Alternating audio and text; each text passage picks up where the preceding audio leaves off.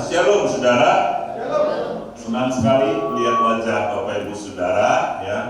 Walaupun ada banyak teman-teman yang memilih online, terus kemudian kita offline, gak apa-apa. Kita sama-sama mengalami Tuhan.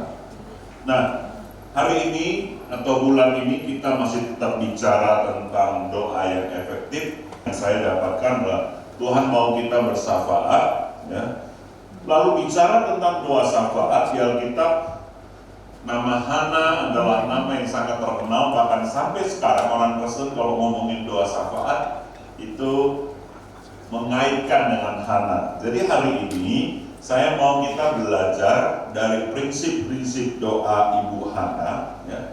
Siapa Hana? Hana adalah seorang mandul tadinya, tapi akhirnya melahirkan anak yang bernama Samuel. Dan Samuel anaknya menjadi nabi besar sepanjang sejarah orang Kristen ya. Samuel punya karya luar biasa yang Tuhan pakai. Nah, kalau begitu kita kan semua rindu, kita dan anak-anak kita, Tuhan pakai doa seperti apa, seorang seperti apa Hana ini yang berdoa, dan akhirnya lewat doanya lahir kegerakan yang besar lewat anak yang dia ajarkan kepada Tuhan. Mari kita lihat 1 Samuel pasal 1. Saya hari ini mau ekspositori satu pasal, tetapi karena waktu ada beberapa ayat yang saya akan loncat. Kita lihat ayat yang pertama dan kedua. Ada 5-6 prinsip dari hidup si Hana ini yang kita bisa belajari. Suami Hana adalah Elkana, orang Efraim. Ayat kedua, orang ini mempunyai 2 istri, yang seorang bernama Hana, ya zaman itu oke, dan yang lain bernama Penina. Penina mempunyai anak, tetapi Hana tidak. Terus ayat yang ke-6, 7, silakan. Tetapi madunya selalu menyakiti hatinya supaya ia gusar karena Tuhan menutup kandungannya. Demikianlah terjadi dari tahun ke tahun. Setiap kali Hana pergi ke rumah Tuhan, Penina menyakiti hati Hana sehingga ia menangis dan tidak mau makan. Saudara, zaman itu ya Roh Kudus belum turun ke setiap orang, jadi mereka tahunan sembahyangnya ke bait Allah. Setiap tahun ketika Hana berdoa, saudara, Penina menyakiti hatinya sehingga dia susah hati. Nah, ayat 10 coba kita lihat kisahnya kira-kira seperti itu. Dan dengan hati pedih ia berdoa kepada Tuhan sambil menangis terseduh-seduh. Prinsip yang pertama, Hana berdoa dengan hati yang pedih. Saya mau ajarkan kepada setiap Bapak Ibu, ketika engkau mengalami sedih, pedih hati, engkau boleh menangis terseduh-seduh di hadapan Tuhan, dan Tuhan dengar orang yang pedih hatinya. Jadi karena ada jemaat yang tanya saya, Pak Pendeta, kenapa orang Kristen doanya nangis-nangis ya? Ada juga yang bilang, kenapa orang Kristen ketawa-tawa? Nah, saudara perlu tahu Tuhan kita menyatakan diri sebagai Bapa. Jadi kalau kita sedang sedih hati, kita boleh meratap dan nangis di hadapan Tuhan. Saya mau tanya, siapa yang pernah berdoa sampai nangis-nangis di hadapan Tuhan? Wah, bagus dua-dua ini semuanya rendah hati dan jujur. Ya, tadi di ibadah yang lain semua angkat tangan. Tapi padahal semua kita rata-rata pernah menangis di hadapan Tuhan. Ya. Tapi kadang-kadang kita malu mengakuinya. Saya mau beritahu, ajaran kekristenan nangis itu sehat, nangis itu bagus. Air mata kita ditampung dalam kirbat Allah. Daripada nangisnya kemana-mana, lebih baik nangis sama Tuhan. Tapi jangan tiap doa nangis. Nah, nanti malaikat bilang, kenapa kamu nih? Ya, isian cuma. Saudara, kita bersyukur ya kita bisa bernyanyi sukacita, tapi kita boleh menangis. Nah, ini bicara tentang doa syafaat, bicara tentang kita berdoa, boleh meratap, boleh menangis, boleh dengan hati yang pedih, saudara, karena kita manusia biasa, ya. Kita berdoa buat bangsa kita, keluarga kita, anak kita misalnya yang nggak taat, wah mamanya pedih hati, dia doa dan nangis. Saya mau pastikan doanya didengar Tuhan. Yang percaya katakan amin. Jadi justru kita lagi sedih dan pedih hati itu berdoa, Tuhan dengar. Ada yang bilang, Pak, kumpul aku, relax dulu, bagus dulu baru berdoa. Wah, hebatnya engkau. Justru lagi susah itulah kita mencari Tuhan sungguh-sungguh. Oke, kemudian ayat ke-11. Kemudian bernazarlah ia katanya, Tuhan semesta alam, jika sungguh-sungguh engkau memperhatikan sengsara hambamu ini dan mengingat kepadaku dan tidak melupakan hambamu ini, tapi memberikan kepada hambamu ini seorang anak laki-laki, maka aku akan memberikan dia kepada Tuhan untuk seumur hidupnya, dan pisau cukur tidak akan menyentuh kepalanya. Ini nazar. Nah, ini yang saya mau ajarkan. Mungkin buat jemaat yang baru percaya Tuhan jarang memahami ini, tapi dalam kekristenan ada yang namanya nazar, dan nazar itu biasanya sangat cepat dijawab Tuhan. Ya, saya tahu misalnya Pak Thailand membangun bisnis juga mulai dari nazar. Saya jadi hamba Tuhan, saya juga bernazar, Tuhan, saya mau seumur hidup saya full time. Tapi Tuhan pakai saya menjadi alat yang tajam di mana saja. Seperti pahat, seperti kampak. Kalau mau dipakai, saya mau tajam, nggak harus diasah dulu. Saya mau diasah setiap saat dan setiap pakai. Lalu yang berikut saya minta, Tuhan jangan biarkan saya miskin dan susah supaya saya tidak memalukan Tuhan. Tahun pertama, tahun kedua saya full time, Bapak Ibu, banyak tawaran proyek dari grup online, dari mana-mana. Tapi saya ingat nazar saya, bukan berarti pendeta gak boleh bisnis.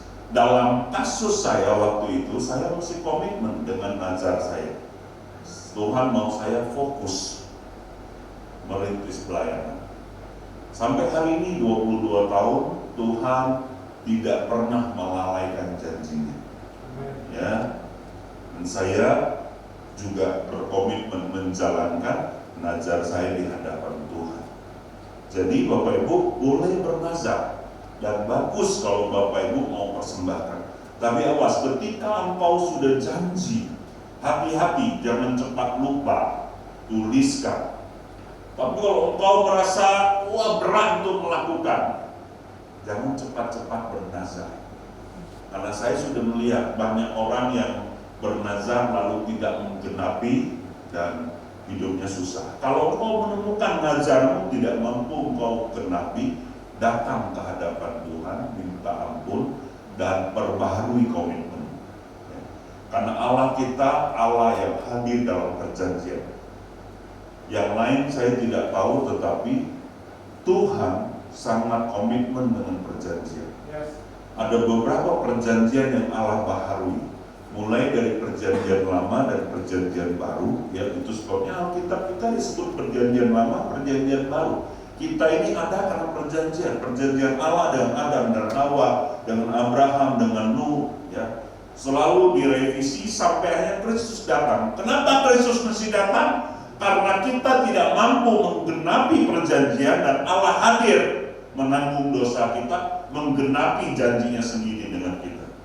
Jadi kalau kita sendiri mau pegang dan Allah yang inisiatif, dia akan mampukan. Tapi penting sekali saudara, dari prinsip ini ya, orang-orang Kristen yang berdoa sebenarnya sudah mengikat janji di hadapan Allah. Saudara perlu tahu, doa yang saudara ucapkan itu sebuah komitmen dan janji. Dan orang yang berani bayar harganya dalam segala keadaan, Allah bela dia.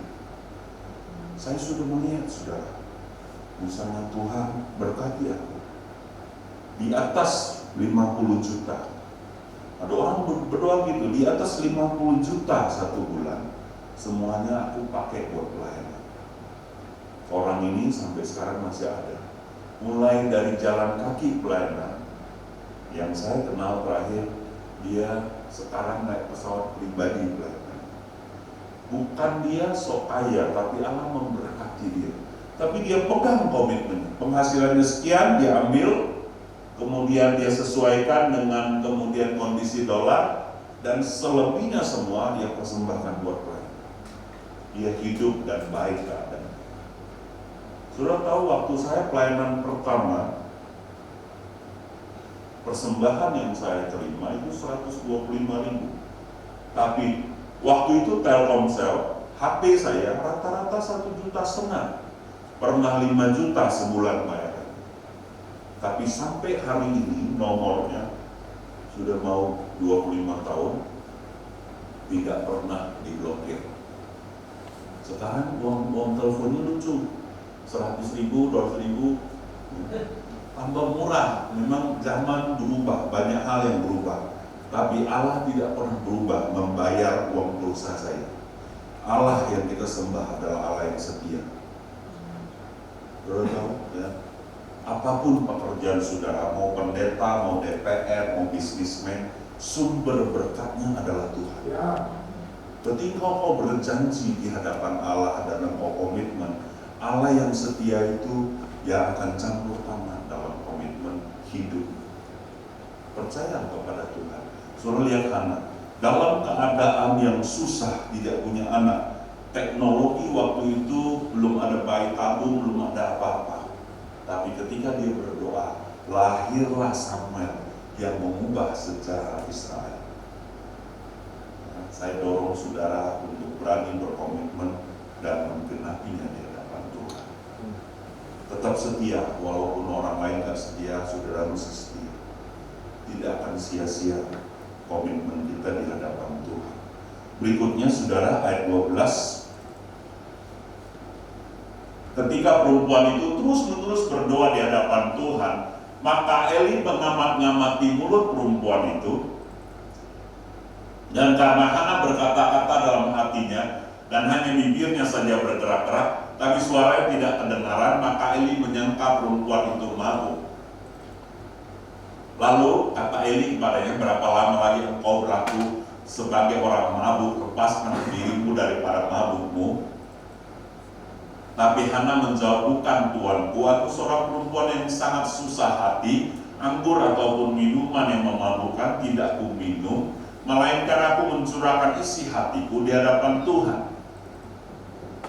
Janganlah anggap hambamu ini seorang perempuan dursila, sebab karena besarnya cemas dan sakit hati aku bicara demikian lama. Perhatikan hal yang ketiga, kita boleh curhat di hadapan Tuhan. Hana itu jujur, dia sedang sakit hati. Nah, bayangkan saudara, orang sakit hati doanya didengar. Jadi wajar saja sebagai manusia kita bisa sakit hati. Pernah sakit hati? Pernahlah saudara. Ya, sakit hati itu normal karena manusia. Yang salah apa? Kepahitan. Menyimpan sakit hati itu lalu dendam menjadi kepahitan. Nah, itu salah. Tapi kalau sakit hati, oke lah. Ya, kita ini bukan Superman, kita bisa sakit hati. Tapi sembuhnya mau sedetik, sejam, atau 10 tahun tergantung kita. Apa obat sakit hati? Mengampuni, mengasihi. Selesai. Tuhan akan kasih. Nah, poin ketiga di sini saya mau Bapak Ibu menteladani Hana. Daripada kita curhatnya kemana-mana, kalau sakit hati curhatlah sama Tuhan. Jujurlah sama hamba Tuhan, sama pembina rohani. Ya, saudara, saya mau pastikan sekali ini, doa orang sakit hati dan cemas Tuhan dengar. Karena dia ngaku jujur, aku ini sedang sakit hati dan cemas. Tapi kenapa masih datang kepada Tuhan? Karena aku percaya Tuhanlah sumbernya, Tuhanlah solusinya. Tidak ada yang bisa tolong aku selain Tuhan. Itu dia, saudara. Ya, itu sebabnya saudara Hana berdoa. Dan saudara perlu tahu, Imam Eli, pendeta itu, dia tidak dinas lagi. Saudara kalau baca 1 Samuel teliti, yang bertugas waktu itu anak Imam Eli. Tapi dia sudah pensiun, tapi masih di bait Allah si Eli ini. Jadi maklum orang tua, saudara, orang berdoa dia sangka mabuk, ya kan? Jadi saudara mesti maklum kalau orang tua saudara tua, pendeta kalau sudah tua, orang sudah tua, kadang-kadang bisa halu-halu dikit. Suruh mesti maklum, ya. Tapi yang saya mau tekankan adalah, saudara, di poin ketiga ini, saudara biasakan curhat sama Tuhan, jujur, rendah hati. Kalau sedang lemah, sedang sakit hati, bilanglah sakit hati, gak apa-apa. Orang dia Tuhan, dia tahu kok. Yang penting kita mau sembuh, kita mau datang, kita mau respon benar. Ya sekali lagi, dalam keadaan sakit hati pun Tuhan dengar doamu. Ini bicara doa, ya. Yang penting ngomong ampuni. Kemudian yang keempat, ini yang sangat menarik, ayat 17 sama 18. Coba lihat. Jawab Eli, pergilah dengan selamat, dan Allah Israel akan memberikan kepadamu apa yang engkau minta daripadanya. Sesudah itu berkatalah perempuan itu, biarlah hambamu ini mendapat belas kasihan daripadamu. Lalu keluar perempuan itu, ia mau makan dan mukanya tidak muram lagi. Perhatikan saudara, ya, biarlah hambamu ini mendapat belas kasihan daripadamu. Munya ini siapa? Imam Eli, ya kan, bukan Tuhan. Munya ini Imam Eli. Saya bayangkan orang lagi sakit hati, gak punya anak, terus datang ibadah doa sungguh-sungguh. Pendeta bilang, pemabuk keluar kau, gak usahlah kau komat amin terus. Sadar, ini bukan tempat orang mabuk, ini hamba Tuhan, ini rumah Tuhan. Harusnya kan sakit hati lah anak ini. Dasar pendeta sudah tua, udah mau pensiun, ya kan? Tapi dia bilang, biarlah hambamu ini mendapat belas kasihan daripadamu. Apa yang saya pelajari, yang kita pelajari di Hana, dia respon sama pembina rohani, sama PKS kita, sama orang tua kita, orang tua rohani kita. Dia tetap respect. Ketika dia sudah curhat sama Tuhan, hatinya sembuh, mukanya gak muram, ya. Dia keluar dan dia makan lagi. Karena hamba Tuhannya yang 17 bilang, biarlah Tuhan dengar doa kamu. Kita perlu peneguhan orang lain, apalagi orang tua rohani. Jadi saya selalu belajar, saudara, ketika misalnya kan kakak rohani kita bisa salah, ya kan? Pak Thailand tahu saya ditegur sampai kupingnya merah. Orang bisa salah paham sama kita. Ya, urus komsel tuh lagi gak baik, gak usah konseling terus. Balik kau urus komsel. Saudara bayangkan saya ini di Jambi, tabung duit berbulan-bulan, beli tiket waktu itu, pergi konsul sama pendeta rohani, antri dari pagi, lapar, ketemu dia belum 5 menit kena sembur, sudah itu suruh pulang.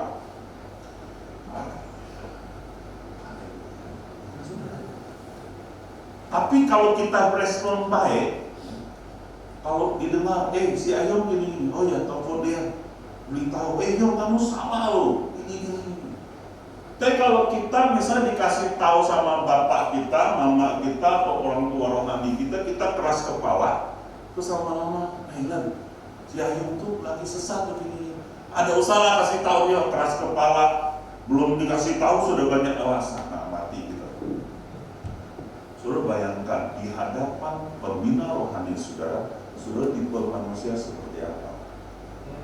Respon benar seperti Hana, atau orang yang kasih tahu dia juga pakai ayat, pendetanya 2 ayat, dia 5 ayat. Itu berat, saudara. Ya. Ini berdampak buat hidup Hana ke depannya, karena walaupun Imam Eli tua dan sudah pensiun, dia ingat. Sudah tahu, Eli itu merasa bersalah. Pastilah, dia lagi doa, astaga, Tuhan ampuni aku. Terus Eli doakan si Hana ini, ya. Coba loncat sebentar di 1 Samuel pasal 2 ayat yang ke-20 dan 21. 1 Samuel pasal 2 ayat 20 dan 21. Lalu Eli memberkati Elkanah dan istrinya, ya. Siapa istri Elkanah? Hana tentunya, katanya, Tuhan kiranya memberikan keturunan kepadamu dari perempuan ini pengganti yang telah diserahkan kepada Tuhan. Sesudah itu pulanglah mereka ke tempat kediamannya, ayat 21. Dan Tuhan mengindahkan Hana sehingga ia mengandung dan melahirkan 3 anak laki-laki dan 2 anak perempuan lagi. Sementara itu makin besarlah Samuel dan yang muda itu di hadapan Tuhan. Haleluya. Jadi tambah 5 berarti 6 anak ya. Sudah kalau jangan banyak-banyak lah sekarang, 3 oke lah ya kan. Tapi ini zaman itu berkat Tuhan. Poin saya adalah Imam Eli mendoakan Hana dan Tuhan memindahkan Hana. Ya. Kenapa? Karena pengaruh direspon. Tuhan yang Tuhan indahkan bukan Imam Eli, Hana. Oleh karena sikapnya yang baik. Saudara jangan jauh-jauh, jangankan hamba Tuhan atau orang yang suka berdoa atau pembina rohani saudara. Kalau orang dekat sama Pak Jokowi, ajudannya Jokowi, meskipun pangkatnya agak ada kecil, tapi dia kan boleh bisik-bisik terus sama Om Jokowi. Ya, jadi nasihat saya kepada setiap saudara, kalau saudara mau dapat perkenanan, punya respon yang baik dengan orang tua rohani dan kemudian pembina rohani. Terlepas daripada kadang-kadang mereka bisa salah. Kalau mereka salah, beritahu dengan rendah hati. Ingatkan, karena kita ini keluarga. Tapi sikap itu perlu. Ya. Sekali lagi, apalagi ama atau akok sudah tua, bisa salah. Tapi kita mesti respect. Ya. Ingat baik-baik. Yang kelima, ya, ayat yang ke-19, ini menarik sekali. 1-1:19. Keesokan harinya bangunlah mereka itu pagi-pagi lalu sujud menyembah di hadapan Tuhan. Kemudian pulanglah mereka ke rumahnya di Rama. Ketika Elkana bersetubuh dengan Hana istrinya, Tuhan ingat kepadanya. Prinsip apa yang saya dapatkan yang kita harus pelajari?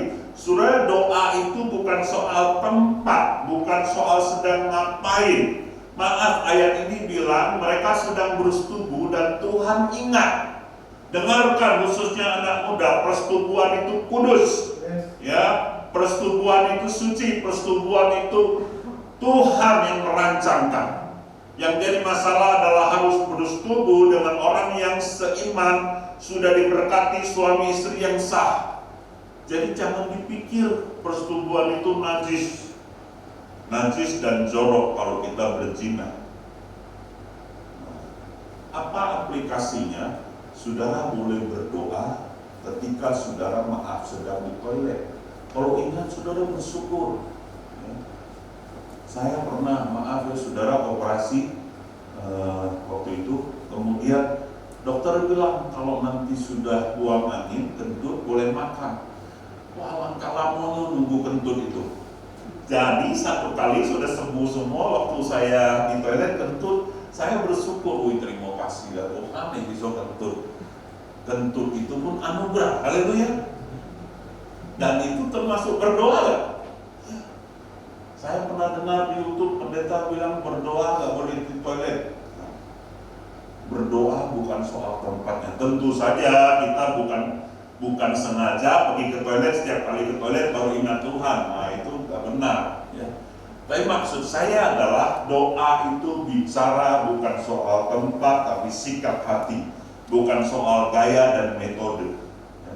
Tapi ingat baik-baik, ketika Elkana dan Hana bersetubuh, Tuhan ingat kepadanya. Ya. Saudara nanti kalau sudah berpasangan, sudah suami istri, ya, berdoa. Istri saya dan anak saya hadir di belakang. Waktu kami sudah diberkati, kemudian malam pertama kami, saya berdoa bersama dia supaya Tuhan memberkati benih kami. Dan akhirnya Gideon ada. Dan waktu Gideon 1-2 bulan di kandungan, Tuhan beri nama dia Gideon. Demikian juga Hana anak kedua, walaupun sekarang dia sudah meninggal, dia lahir tidak sempurna, dan kemudian anak ketiga sama. Hidup ini tidak selalu seperti yang kita rancang. Tapi yang penting adalah kita tetap beriman, kita tetap berdoa dan percaya kepada Tuhan, karena Tuhan adalah sumber, Tuhan adalah Bapa yang baik. Haleluya. Jadi kehidupan keluarga saudara mesti dikelola dengan baik. Oke. Yang keenam, saudara, Hana menepati nazar atau janjinya di hadapan Tuhan dan dia diberkati, ditambah-tambahkan.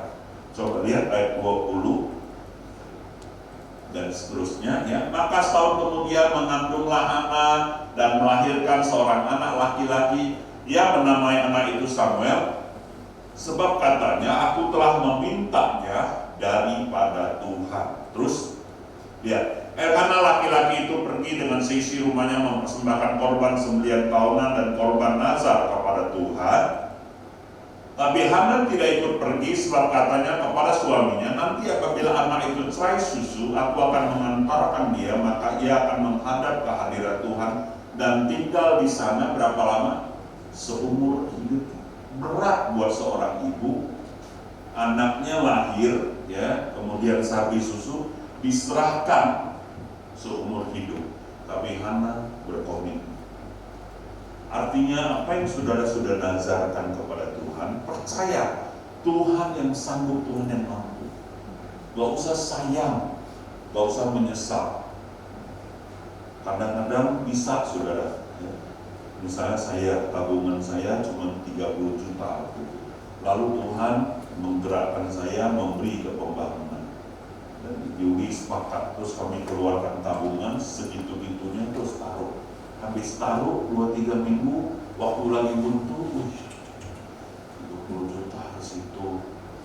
Sayang. Bisa ada rasa sayang, tapi gak apa-apa, kita confess dengan bersyukur.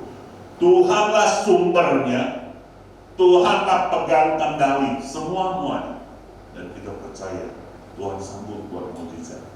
Ternyata pemeliharaan Tuhan lebih daripada yang kita pikirkan, sempurna. Haleluya saudara. Jangan menyesali masa lalu dan percaya saudara, Allah pegang kendali atas hidup kita. Berapapun usia saudara, siapapun saudara, kalau saudara beriman kepada Tuhan, masa depan saudara sungguh ada. Percaya. Belajar di hidup Hana, ada 6 prinsip hari ini, ya, bagaimana Hana berdoa dan akhirnya keturunan daripada Hana dan Elkana ini menjadi orang-orang luar biasa, khususnya Samuel, anak Nazar itu, anak yang hasil daripada doa. Perusahaan saudara, bisnis saudara, hidup saudara didasarkan dari nazar dan saudara tekun, itu luar biasa. Sungguh-sungguh di hadapan Tuhan, tidak ada kata-kata terlambat. Hidup ini sungguh singkat saudara. Saudara adalah pengukir, penulis, membuat sejarah dalam hidup saudara, dalam hidup sejarah Indonesia, dalam hidup sejarah Pelita Community. Saya mengajak saudara bersama-sama datang di hadapan Tuhan. Ukir hidup saudara, berkomitmen bersama Tuhan dan jalankan. Sungguh kami dan keluarga melihat pemeliharaan Tuhan yang luar biasa. Saudara tahu saya sudah pindah ke situ, ya. Rumah ini kami serahkan. Waktu itu sudah serahkan, nggak ada duitnya. Uang yang gereja kasih sudah beli rumah di Jakarta buat si Gideon kuliah. Tapi Tuhan memberikan kami ruko di situ. 700 juta, dan Tuhan melunaskan dengan waktu yang cepat. Sudah selesai, sudah pindah, saudara rehab habis 200-300 juta, sudah beres. Apa yang terjadi? Jual belinya belum. Ternyata pajaknya sama jual beli mau 50 juta. Tidak ada duitnya, berdoa. Tuhan kasih dalam 2 minggu uangnya. Jadi saya mau cerita saudara soal pemeliharaan Tuhan.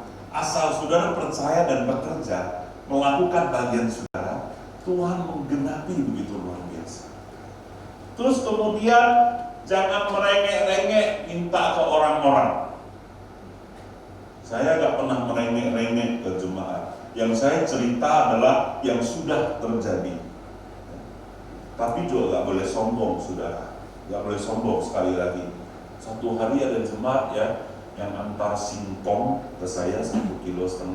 Saya makan dengan penuh ucapan syukur karena Tuhan ajar saya itu berkat dari Tuhan lewat jemaat. Walaupun singkong itu bisa saya beli, tapi itu pemeliharaan Tuhan. Saya berdoa buat kecap manis, ya.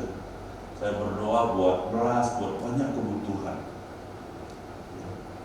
Puluhan ribu, 7.000, sampai hari ini. Waktu itu Tuhan ngomong, satu hari kamu akan berdoa buat miliaran pekerjaan Tuhan.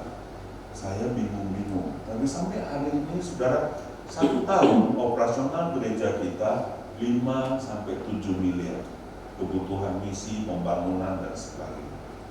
Tapi tiap-tiap tahun kurang, tapi tiap-tiap tahun lebih, gak kekurangan. Lucu juga, duitnya gak lihat, tapi tiba-tiba ada yang kasih semen 300-an, ada yang kasih besi, kemana ada yang ini, kado Natal buat pembangunan, sekian-sekian, saudara. Saya sudah lupa, tapi artinya adalah hidup ini bukan soal duit. Kita percaya Tuhan, kita kerjakan dengan kita, terus Tuhan melakukan bagian. Kalau Bapak Ibu tanya saya, Yuli, apakah kami punya deposito? Ada yang bilang sama saya, pendeta ada berkhidmat kok. Jangan habis-habisin duit. Oh udah, aku nabung di surga, aku invest, aku kelola dengan baik. Gereja kami punya aset dan kami kerjakan dengan sungguh-sungguh di hadapan Tuhan. Jadi Bapak Ibu, sekali lagi percayalah kepada Tuhan. Apa yang kau kerjakan, percaya Tuhan sanggup pelihara hidup. Adik-adik beriman kepada Tuhan. Terus kerjakan apa yang kita bisa kerjakan di hadapan Tuhan. Minta hikmat. Lihatlah karya Tuhan. Tuhan tidak akan pernah tinggalkan kita. Amin Bapak Ibu. Waktu saya habis, kita mau berdoa. Bapak terima kasih buat siang hari ini. Kami belajar dari Hana. Kami belajar tentang prinsip doa. Tuhan latih kami berdoa. Melewati sebuah proses perjalanan. Ajar kami beriman kepada Tuhan. Tuhan memberkati setiap kami pemimpin dan jemaat untuk sungguh-sungguh mengalami Tuhan. Hamba berdoa buat setiap orang yang sedang sakit hati, yang sedang cemas, yang sedang butuh jawaban doa. Tuhan campur tangan dalam nama Yesus. Engkau berkarya. Taruhkan kami iman seperti kami berharap kepada Tuhan. Seperti Hana yang hari ini kami belajar. Seperti Hana berharap kepada Tuhan, demikian kami percaya kepada Tuhan. Tuhan buka jalan buat kami, Tuhan latih hidup kami. Engkau yang melatih tangan kami untuk berperang. Yang bersyukur di dalam nama Yesus Tuhan. Haleluya. Amin.